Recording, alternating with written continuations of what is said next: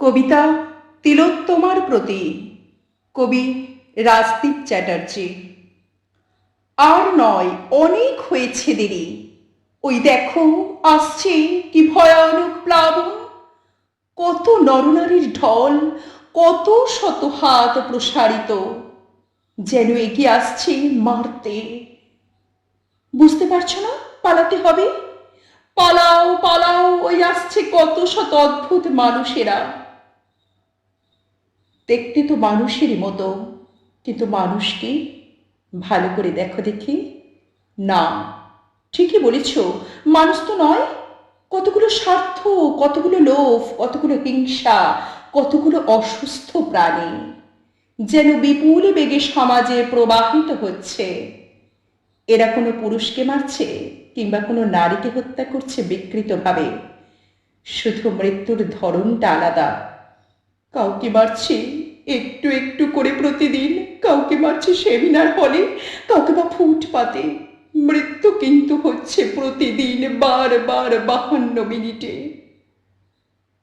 সেই অদ্ভুত মৃত্যুকামী মানুষ প্রাণী আসে আমাদের স্বপ্নে, আমাদের বাস্তবে, কিংবা আমাদের আশেপাশে।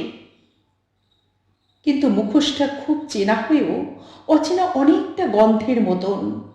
বিচার চেয়ে নিজেকে ছোট করো না, আর নমনীয় করো না।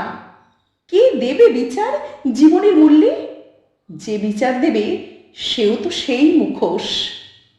লুকোনো ছোড়াটা দেখে ভয় পায় ছোট্ট শিশুটি, সে কাঁদে। কিন্তু ছোড়াটাও যে মুখোশ লাগানো আছে, কখনো মৃত্যু, কখনো একটু জীবন।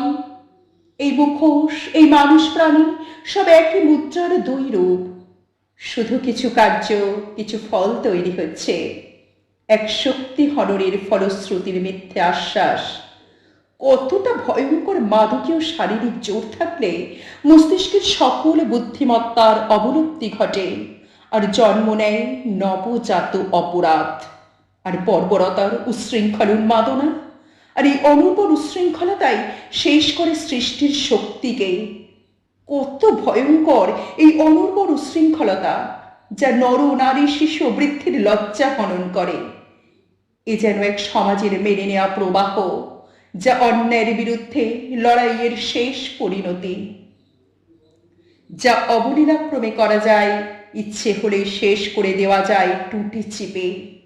সত্য প্রকাশের কি মহিমা, যা প্রকাশ হলেই সেই সব মানুষ প্রাণীর বড্ড অসুবিধা হয়।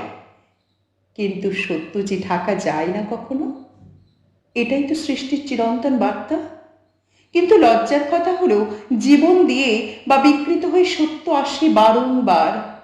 যদি কাউকে মেরে বা তাকে বিকৃত করে শক্তির প্রকাশ ঘটে, যেন সেই শক্তি কোনো কালেই শক্তি ছিল না, শুধু নিজের অপরাধ নিবারণের এক নির্লজ্জ প্রয়াস।